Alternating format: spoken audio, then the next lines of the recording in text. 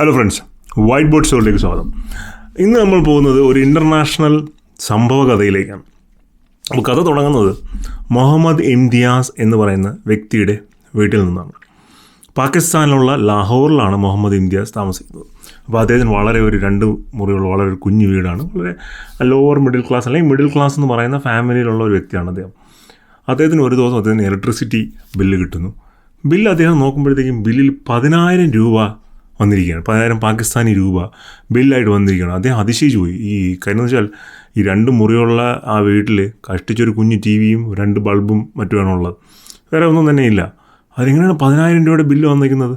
മുഹമ്മദ് ഇംതിയാസ് തൻ്റെ കൂട്ടുകാരെയൊക്കെ വിളിച്ചു ചോദിച്ചു, എന്താണ് സംഭവം, ഇതിനെക്കുറിച്ച് കൂടുതൽ അറിയാനായിട്ട്. അപ്പോൾ മുഹമ്മദ് ഇംതിയാസിൻ്റെ കൂട്ടുകാർക്കും ഈ വലിയ ബില്ലാണ് വന്നിരിക്കുന്നത്. അപ്പോൾ ആ കഥയിലേക്കാണ് നമ്മളിന്ന് പോകുന്നത്. ഇത് തുടങ്ങുന്നത് ഏതാണ്ട് ഒരു 10 വർഷം മുമ്പാണ്. 2010-2012 ടൈം ഫ്രെയിമിലാണ്. ആ സമയത്ത് പാകിസ്ഥാനിലെ ഗവൺമെൻറ് തീരുമാനിക്കുന്നു അവർക്ക് വരുന്ന വർഷങ്ങളിൽ വലിയ പവർ ഡിമാൻഡ്, എനർജി ഡിമാൻഡ് അവരുടെ എക്കോണമി ആവശ്യപ്പെടും. അപ്പോൾ ആ ആവശ്യപ്പെടുന്ന ഒരു സാഹചര്യത്തിൽ കൂടുതൽ പവർ പ്ലാന്റുകൾ വേണം. അപ്പോൾ എന്താണ് അതിനുള്ള ഒരു ഓപ്ഷൻ എന്നവർ നോക്കുവാണ്.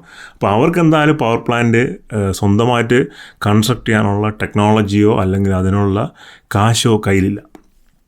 അപ്പോൾ അവർ ചുറ്റുപാടുമൊക്കെ അന്വേഷിക്കുന്നു, ആരെങ്കിലും കാശ് തരാൻ പറ്റുമോ, US അടുത്ത് ചോദിക്കുന്നു, ബാക്കിയുള്ള രാജ്യങ്ങളുടെ അടുത്ത് ചോദിക്കുന്നു. അപ്പോഴത്തേക്കും തൊട്ടടുത്ത് അയൽവാസിയായ നമ്മുടെ ചൈന എണ്ണം പറയുന്നു, ഞാൻ ഇൻവെസ്റ്റ് ചെയ്യാം, ഞാൻ നിങ്ങളുടെ രാജ്യത്ത് പവർ പ്ലാന്റ് തുടങ്ങാനായിട്ട് കാശ് ഇൻവെസ്റ്റ് ചെയ്യാം എന്ന് പറയുന്നു. അപ്പോൾ ചൈന $25 ബില്യൺ പാകിസ്ഥാനിൽ ഇൻവെസ്റ്റ് ചെയ്യാമെന്ന് സമ്മതിക്കുകയാണ്. അപ്പോൾ $1 ബില്യൺ എന്ന് പറഞ്ഞാൽ ഏതാണ്ട് 6,000 കോടി രൂപയാണ്. അത്രയും വലിയ തുക പാകിസ്ഥാനിൽ ഇൻവെസ്റ്റ് ചെയ്യാമെന്ന് ചൈന സമ്മതിക്കുകയാണ്. അങ്ങനെ ചൈന അത് ഇൻവെസ്റ്റ് ചെയ്യുന്നു. വലിയ രീതിയിൽ പവർ പ്ലാന്റുകൾ കൺസ്ട്രക്ട് ചെയ്യുന്നു. കോൾ കൊണ്ടുള്ള പവർ പ്ലാന്റ് ആയിരുന്നു കൺസ്ട്രക്ട് ചെയ്തത്. അപ്പം ഈ പവർ പ്ലാന്റ് കൺസ്ട്രക്ട് ചെയ്യുന്നതിന് മുമ്പ് തന്നെ പാകിസ്ഥാൻ ഗവൺമെൻറ്റും ചൈനീസ് ഗവൺമെൻറ് അല്ലെങ്കിൽ അവരുടെ അപ്പോയിൻ്റ് ചെയ്തിരിക്കുന്ന എൻറ്റിറ്റീസ് അവരും കൂടെ ചേർന്നൊരു കോൺട്രാക്റ്റ് സൈൻ ചെയ്യണം. ഈ കോൺട്രാക്റ്റിലെ ടേംസാണ് ശരിക്കും പറഞ്ഞാൽ മുഹമ്മദ് ഇംതിയാസ് പോലുള്ള സാധാരണക്കാരനെ ഇരുട്ടിലാക്കുന്നതും 10,000-ലേറെ ബില്ല് ഉണ്ടാക്കുന്നതുമായ കാരണങ്ങൾ. ശരിക്കും പറഞ്ഞാൽ ഈ കോൺട്രാക്റ്റിലുള്ള ടേംസ് കാരണം പാകിസ്ഥാൻ ഗവൺമെൻറ് പോലും ആകെപ്പെട്ട് ഇരിക്കുന്നൊരു കണ്ടീഷനാണ്. ഇതിൻ്റെ ടേംസൊക്കെ ഭയങ്കര രസമാണ് കേൾക്കാനായിട്ട്. ഒന്ന്, $25 ബില്യൺ ഇൻവെസ്റ്റ് ചെയ്യുമെന്ന് പറഞ്ഞല്ലോ. അതിൻ്റെ ഭാഗമായിട്ട് ഏതാണ്ട് 1 ഡസനിലേറെ പവർ പ്ലാന്റ് പാകിസ്ഥാനിലുടനീളം നിർമ്മിക്കും എന്നാണ് അവർ എഗ്രിമെൻറ്റ് ഒപ്പിട്ടത്. ഈ എഗ്രിമെൻറ്റ് ഒപ്പിട്ടപ്പോൾ ഇതിൽ ഓരോ വർഷവും 34% റിട്ടേൺ, ഈ ഇൻവെസ്റ്റ് ചെയ്യുന്ന പൈസയുടെ റിട്ടേൺ പാകിസ്ഥാൻ ഈ എനർജി കമ്പനികൾക്ക് കൊടുക്കണം. 1. 2, ഇവർക്ക് കൊടുക്കേണ്ട തുക ഇൻസ്റ്റാൾഡ് കപ്പാസിറ്റിയുടെ തുകയാണ്. അല്ലാതെ ഒരു പവർ പ്ലാന്റ് ഇപ്പോൾ 300 മെഗാവാട്ടിന് ഒരു പവർ പ്ലാന്റ് ഇൻസ്റ്റാൾ ചെയ്തു, അതിന് ഒരു 1,000 കോടി രൂപയായി. അപ്പോൾ ആ പവർ പ്ലാന്റ് 300 മെഗാവാട്ട് ജനറേറ്റീവാണ്. പക്ഷേ അതിനുള്ള ആവശ്യമില്ല, 100 മെഗാവാട്ടിനുള്ള കൺസപ്ഷനേ ഉള്ളൂ. അപ്പോൾ 100 മെഗാവാട്ട് മാത്രം ജനറേറ്റ് ചെയ്താൽ മതി, ബാക്കി 200 മെഗാവാട്ട് ആവശ്യമില്ല ജനറേറ്റ് ചെയ്യല്ലോ. പക്ഷേ പാകിസ്ഥാൻ ചൈന കമ്പനികൾക്ക് കൊടുക്കേണ്ടത് ഈ 300 മെഗാവാട്ടിൻ്റെയും ടോട്ടൽ ഇൻസ്റ്റാൾഡ് കപ്പാസിറ്റിയുടെയും പൈസയാണ്. ശരിക്കും പറഞ്ഞാൽ ഈ പവർ പ്ലാന്റ് എത്ര ഉപയോഗിക്കുന്നു എന്നുള്ളൊരു വിഷയമേ അല്ല, നിർമ്മിച്ചോ അതിനുള്ള ഫുൾ പൈസയും ഒരു പാകിസ്ഥാൻകാർ കൊടുക്കണം. ഇനി ഓൺ ടോപ്പ് ഓഫ് ദാറ്റ് 40 വർഷത്തേക്ക് പാകിസ്ഥാൻ ഈ കമ്പനികളിൽ നിന്നും പവർ വാങ്ങിച്ചോണം. അതായത് ഈ കമ്പനികൾ, ഈ ചൈനീസ് കമ്പനികൾ ഉണ്ടാക്കുന്ന പവർ 40 വർഷത്തേക്ക് പാകിസ്ഥാൻ വാങ്ങിച്ചോണം. നിങ്ങൾക്ക് ആവശ്യമുണ്ടോ ഇല്ലയെന്ന് നമുക്ക് അറിയേണ്ട കാര്യമില്ല. 40 വർഷത്തേക്ക് നിങ്ങളിതിൻ്റെ പൈസ തരണം. ഈ 300 മെഗാവാട്ടെന്ന് പറഞ്ഞാൽ 300 മെഗാവാട്ടിൻ്റെയും പൈസ തരണം. ഇനി ഓരോ പ്ലാന്റും ഇൻസ്റ്റാൾ ചെയ്ത് 10 വർഷത്തിനകം ഇൻസ്റ്റാൾ ചെയ്ത കോസ്റ്റ് തിരിച്ചു കൊടുക്കണം. ഇത് ഭയങ്കരമായ ടേംസാണ്. ഇത് നമുക്ക് ചിന്തിക്കാൻ പറ്റുന്നതിനപ്പുറം പാകിസ്ഥാൻ എന്ന് പറയുന്ന രാജ്യത്തിനെ വരിഞ്ഞ് കെട്ടി മുറുക്കുന്ന രീതിയിലുള്ള ടേംസ് ആൻഡ് കണ്ടീഷൻസൊക്കെയാണ് ഇതിൻ്റെ അകത്ത് പറഞ്ഞിരിക്കുന്നത്. 10 വർഷത്തിനകത്ത്, അതായത് ഒരു 1,000 കോടി 2010 ചിലവാക്കി ഒരു പ്ലാന്റ് നിർമ്മിച്ചു കഴിഞ്ഞാൽ 2020 1,000 കോടി തിരിച്ചു കൊടുക്കണം. 34% റിട്ടേൺ, അതിൻ്റെ റിട്ടേൺ കൊടുക്കണം. കൂടാതെ 40 വർഷത്തേക്ക് അവർ അതിൻ്റെ പവറേ വാങ്ങാവൂ. ആ പവറിൻ്റെ കാശോ എത്ര ആവശ്യമുണ്ടെന്നുള്ളതല്ല, ആ പ്ലാന്റിൻ്റെ ഇൻസ്റ്റാൾഡ് കപ്പാസിറ്റിയുടെ അത്രയും പൈസ ഇവർ 40 വർഷത്തേക്ക് കൊടുക്കണം. അങ്ങനെ ഭയങ്കരമായ ഒരു ടൈറ്റ് കണ്ടീഷനായിരുന്നു. അതെന്താണെന്ന് പറഞ്ഞാൽ ചൈനയ്ക്ക് US-ൻ്റെ മേലൊരു അപ്പർ ഹാൻഡ് വേണമായിരുന്നു. കാരണം പാകിസ്ഥാനിലെ US ഒരുപാട് കാലമായി വലിയ വലിയ ഇൻവെസ്റ്റ്മെൻറ്റ് നടക്കുകയും ലോൺ കൊടുക്കുകയൊക്കെ ചെയ്തിട്ടുണ്ട്. അപ്പോൾ ആ US മേൽക്കോയ്മയ്ക്ക് എതിരെ ചൈന അവരുടെ മേൽക്കോയ്മ കാണിക്കാനായിട്ട് ഈ പ്രോജക്റ്റിൽ ഇൻവെസ്റ്റ് ചെയ്യുന്നു. ഇതിനോടൊപ്പം തന്നെ അവർ ഇൻവെസ്റ്റ് ചെയ്ത മറ്റൊരു പ്രോജക്റ്റാണ് one belt one road project. അതിനെപ്പറ്റി നമുക്ക് വേറെ ദിവസം സംസാരിക്കാം.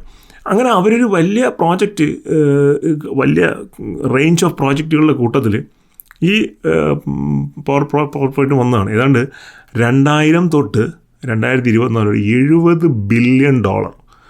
ഞാൻ ലക്ഷം കോടി കണക്കി പറഞ്ഞു കഴിഞ്ഞാൽ വലിയ കണക്കായി പോകും. അതുകൊണ്ട് ഡോളറും ബില്യണും വെച്ച് പറയുന്നത്.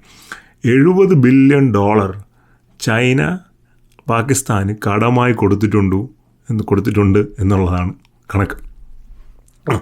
അപ്പോൾ നമ്മളെ പവർ പ്ലാന്റുകളുടെ ഒരു ബാക്കിയുള്ള കഥയിലേക്ക് വരുവാണ്.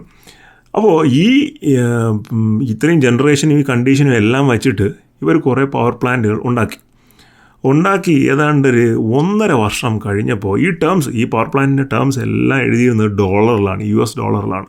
എത്ര ഡോളർ നമ്മൾ ചിലവാക്കുന്നു, എത്ര ഡോളറാണ് ചാർജ്, ഒരു യൂണിറ്റിന് എത്ര ഡോളറാണ്, എല്ലാം ഡോളർ കണക്കിലാണ്. 1.5 വർഷം കഴിഞ്ഞപ്പോൾ പാകിസ്ഥാൻ രൂപയ്ക്ക് ഡോളറുമായിട്ടുള്ള വിനിമയ നിരക്കിൽ വലിയ ഇടിവ് വന്നു. ആ ഇടിവ് വന്നപ്പോൾ എന്ത് സംഭവിച്ചു? പാകിസ്ഥാൻ കൂടുതൽ കാശ് ചിലവാക്കണം. നേരത്തെ $100 കിട്ടാൻ, ഞാൻ എക്സാമ്പിൾ പറയുന്നതാണ്, $100 കിട്ടാൻ 500 പാകിസ്ഥാൻ രൂപയാണ് കൊടുക്കേണ്ടിയിരുന്നെങ്കിൽ ഇപ്പോൾ 800 പാകിസ്ഥാൻ രൂപ കൊടുക്കണം $100 കിട്ടാൻ. അപ്പോൾ ചുരുക്കത്തിൽ പറഞ്ഞു കഴിഞ്ഞാൽ അവർക്ക് കൂടുതൽ കാശ് ചിലവാക്കിയാൽ മാത്രമേ പാകിസ്ഥാനിനെ ഡോളർ വാങ്ങിക്കാൻ പറ്റത്തുള്ളൂ. അപ്പോൾ അത് വീണ്ടും കുരുന്മേൽ കുരു എന്ന പോലൊരു അടിയായി. ഓൺ ടോപ്പ് ഓഫ് ദിസ് അവരുടെ എക്കണോമി വലുതായി കോൺട്രാക്ട് ചെയ്യാൻ തുടങ്ങി. ഏതാണ്ട് 2.4% ഗ്രോത്ത് റേറ്റ് കുറഞ്ഞു. അപ്പോൾ എല്ലാം കൂടെ ആയപ്പോഴത്തേക്കും പവറിന് ഡിമാൻഡില്ല, എക്കണോമി കുറഞ്ഞു, ഇരട്ടി പൈസ തിരിച്ചു കൊടുക്കണം. പാകിസ്ഥാൻ ആകെ ഒരു പിക്കിൾഡ് എന്ന സിറ്റുവേഷനിലായിപ്പോയി. എന്ന് പറഞ്ഞാൽ ഈ പിക്കിൾഡ് സിറ്റുവേഷൻ എന്ന് പറഞ്ഞു കഴിഞ്ഞാൽ വേലിയിരുന്ന പാമ്പിനെ എടുത്ത് തോളത്ത് വെച്ചു എന്ന് പറഞ്ഞ പോലത്തെ ഒരു അവസ്ഥയായിപ്പോയി. നിലവിൽ ഇവർക്ക് തിരിച്ചടയ്ക്കാൻ നിവർത്തിയില്ല. അപ്പോൾ ഇവർ ഈ ലോണുകൾക്ക് മൊറട്ടോറിയം ചോദിച്ചിരിക്കുകയാണ്. അതായത് 3 വർഷത്തേക്ക് മൊറട്ടോറിയം, തിരിച്ചടവ് സ്റ്റോപ്പ് ചെയ്യുന്ന പരിപാടിയാണ് മൊറട്ടോറിയം. 10 വർഷം കൂടെ മെച്യൂരിറ്റി കൂട്ടുക, അങ്ങനെയൊക്കെയുള്ള പരിപാടിയാണ് ഇപ്പോൾ അങ്ങനെയൊക്കെയുള്ള പരിപാടിയാണ് ഇപ്പോൾ ഇവർ ചെയ്യുന്നത്. ഇനി ഇതൊന്നും പോരാഞ്ഞിട്ട് US ഇവർക്ക് ലോൺ കൊടുക്കും, പാകിസ്ഥാന് ലോൺ കൊടുക്കും. ഇപ്പോൾ IMF നിന്നൊക്കെ അവർക്ക് ബെയിൽ ഔട്ട് ചെയ്യാനായിട്ട് വലിയ ലോൺ കൊടുത്തിട്ടുണ്ട്. ഈ ലോൺ ഒന്നും തന്നെയും ഈ ചൈനയുടെ കാശ് തിരിച്ചടയ്ക്കാനായിട്ട് ഉപയോഗിക്കാൻ പാടില്ല. അതാണ് അവർ ബാക്കിയുള്ള കൺട്രീസും ഏജൻസീസും കൊടുക്കുന്ന ലോണിനുള്ള കണ്ടീഷൻ. IMFന് അങ്ങനെ ഒരു കണ്ടീഷൻ ഉണ്ടോ എനിക്കറിയില്ല. പക്ഷേ US കൊടുക്കുന്ന ലോൺസ് ചൈനയുടെ ലോൺ തിരിച്ചടയ്ക്കാനായിട്ട് ഉപയോഗിക്കാൻ പാടില്ല, വേറെ കാര്യങ്ങൾക്ക് മാത്രമേ ഉപയോഗിക്കാൻ പാടുള്ളൂ. അപ്പോൾ ആകെ മൊത്തം പെട്ടിരിക്കുകയാണ്. ഇത് കൂടാതെ എന്താണ് സംഭവിക്കുന്നത്? കൺസപ്ഷനിൽ ഇത്രയും റേറ്റ് വന്ന് കൂടുന്ന കണ്ടപ്പോൾ ആൾക്കാർ സോളാർ പാനലും മറ്റുമൊക്കെ വാങ്ങി, കാശുള്ള ആൾക്കാരെല്ലാം സോളാർ പാനലും മറ്റുമൊക്കെ വാങ്ങി സ്വന്തമായിട്ട് ഇലക്ട്രിസിറ്റീസ് ഉപയോഗിക്കാൻ തുടങ്ങി, ചെറിയ ബിസിനസ്സുകളും മറ്റുമൊക്കെ. അപ്പോൾ അത് ശരിക്കും പറഞ്ഞാൽ ഈ ഇലക്ട്രിക് കൺസപ്ഷന്, ഈ പ്ലാന്റുകളിൽ നിന്നും കൺസ്യൂം ചെയ്യുന്ന ഇലക്ട്രിക് കൺസപ്ഷന് കുറവ് വരുത്തി. അത് ഉപഭോക്താക്കളുടെ കുറവ് ഉണ്ടായി. അപ്പോൾ എന്ത് ചെയ്തു? ഇവർക്ക് ഉള്ള ആൾക്കാരെ വെച്ചിട്ട് വീണ്ടും പഴയ എമൗണ്ട് ഓഫ് കാശ് പിരിച്ചു കിട്ടണ്ടേ? ഇവരുള്ള ആൾക്കാർക്കെല്ലാം 3-4 ഇരട്ടി ബില്ലാക്കി. അതാണ് മുഹമ്മദ് ഇംതിയാസിനെ പോലുള്ളവർക്ക് ഇപ്പോൾ 2 മുറിയും വെച്ചിട്ട് പാവപ്പെട്ടവന് 10,000 രൂപയുടെ ബില്ല് ഉണ്ടാകുന്നത്. ഇനി ഇതൊന്നും പോരാഞ്ഞിട്ട്, ഞാൻ ഇത് വീണ്ടും ഇതൊന്നും പോരാഞ്ഞിട്ടെന്ന് പറയാൻ കാര്യം, അത്ര ഹാർഷായിട്ടാണ് ഇതിൻ്റെ അകത്തുള്ള കണ്ടീഷൻസ് എഴുതി വച്ചിരിക്കുന്നത്. ഇതൊന്നും പോരാഞ്ഞിട്ട് ഇതിൻ്റെ മേളിൽ ഈ കോൾ പ്ലാൻ ഉണ്ടാക്കുമ്പോൾ ഉപയോഗിക്കാൻ പറ്റുന്ന കൽക്കരി ഉണ്ടല്ലോ, ആ കൽക്കരി പാകിസ്ഥാനിലുണ്ടാക്കുന്ന ആഭ്യന്തരമായ അവൈലബിൾ ആയിട്ടുള്ള കൽക്കരി ചൈനക്കാർ ഉപയോഗിക്കില്ല. അവരുടെ രാജ്യത്ത് നിന്നും ഇമ്പോർട്ട് ചെയ്ത കൽക്കരി മാത്രമേ അവർ ഉപയോഗിക്കുള്ളൂ. ഒന്ന് ആലോചിച്ച് പോകണം, നമ്മളുടെ രാജ്യത്തൊരു പവർ പ്ലാൻ ഉണ്ടാക്കുന്നു, അതിന് ഉപയോഗിക്കാനുള്ള കൽക്കരി നമ്മുടെ രാജ്യത്ത് ഉണ്ടാകുന്നു. പാകിസ്ഥാനിൽ ആവശ്യം പോലെ കൽക്കരി കിട്ടുന്ന ഒരു രാജ്യമാണ്, ഉണ്ടാകുന്നു. പക്ഷേ അത് അവർ ഉപയോഗിക്കില്ല. അവരുടെ രാജ്യത്ത് നിന്ന് എക്സ്പോർട്ട് ചെയ്തുള്ള കൽക്കരി മാത്രമേ ഉപയോഗിക്കുകയുള്ളൂ. അങ്ങനെ അത് മാറ്റണം, അത് ഡൊമസ്റ്റിക് ആയിട്ടുള്ള കൽക്കരി ഉപയോഗിക്കണമെന്ന് ഒരു റിക്വസ്റ്റ് പാകിസ്ഥാൻ ഗവൺമെൻറ് കൊടുത്തിട്ടും ചൈനീസ് എൻറ്റിറ്റീസ് അതിന് റെസ്പോണ്ട് ചെയ്തിട്ടില്ല. ഇപ്പോൾ പാകിസ്ഥാനിലെ ഫിനാൻസ് മിനിസ്റ്റർ അതുപോലുള്ള മന്ത്രിസഭയിലുള്ള ആൾക്കാരെല്ലാം പറയുന്നത് ഇതാകെ പെട്ടിരിക്കുന്ന ഒരു സിറ്റുവേഷനാണ്. ഇങ്ങനൊരു സിറ്റുവേഷൻ പാകിസ്ഥാൻ ഇതിനു മുമ്പ് ഒട്ടും തന്നെ ഒരിക്കലും ഫേസ് ചെയ്യാത്ത ഒരു സാഹചര്യം ഉണ്ടായിട്ടുണ്ട്. ഇപ്പം അങ്ങനെ ഒരു സാഹചര്യത്തിലാണ് പാകിസ്ഥാൻ എത്തി നിൽക്കുന്നത്. വളരെ ടൈറ്റായിട്ടുള്ള ഒരു ലോൺ പോളിസി, അതിൽ എങ്ങനെ റീപേയ്മെൻറ്റ് നടത്തുമെന്ന് അറിയത്തില്ല. അത് സാധാരണ ജനങ്ങളുടെ ജീവിതം പൊറുതിമുട്ടിക്കുന്നു. വേറെ ലോൺ എടുത്തിട്ട് ഈ ലോൺ ക്ലോസ് ചെയ്യാൻ പറ്റില്ല. ഇവരുടെ ടേംസ് ആൻഡ് കണ്ടീഷൻസ് എല്ലാം വളരെ ദൂരവ്യാപകമായ പ്രത്യാഘാതം ഉണ്ടാക്കുന്ന തരത്തിലാണ്. അങ്ങനെ ആകെ പെട്ടിരിക്കുവാണ് നമ്മുടെ അയൽവാസിയായ പാകിസ്ഥാൻ. ഇതിൻ്റെ അകത്ത് അവർ എങ്ങനെ പുറത്തു വരുമെന്നുള്ള കാര്യം വളരെ പാടാണ്. ഇത് ഒരുതരം ഡെറ്റ് ട്രാപ്പ് എന്ന് പറയും. ശരിക്കും പറഞ്ഞാൽ ഒരു രാജ്യത്തിന് അവരുടെ കടം അവർ തിരിച്ചടയ്ക്കാൻ ശേഷിയുണ്ടോ നോക്കിയിട്ട് നമുക്ക് അവർക്ക് കടം കൊടുക്കാനുള്ള എമൗണ്ട് നിശ്ചയിക്കുന്നത് എപ്പോഴും. അതിന് തിരിച്ചടയ്ക്കാൻ ശേഷിയില്ല എന്ന് മനസ്സിലാക്കിയ രാജ്യത്തിന് അമിതമായി കടം കൊടുക്കുക. അമിതമായി കടം കൊടുക്കുമ്പോൾ സ്വാഭാവികമായും കുറച്ച് കഴിയുമ്പോൾ ആ രാജ്യത്തിൻ്റെ അകത്ത് ക്യാഷ് ട്രാപ്പിംഗ് വരും. അപ്പോൾ ബ്ലൈൻഡ്ലി കടം തന്ന രാജ്യത്തിനെ സപ്പോർട്ട് ചെയ്യുക അല്ലാതെ ഇവർക്ക് വേറെ മാർഗമില്ലാതായിപ്പോൾ. അതാണ് ഇവിടെ ഒരു ചൈന ജനറലി പയറ്റുന്ന ഒരു ഗെയിം. പാകിസ്ഥാൻ പോലൊരു രാജ്യത്തിൻ്റെ അകത്ത് ചൈനയുടെ പൊസിഷൻ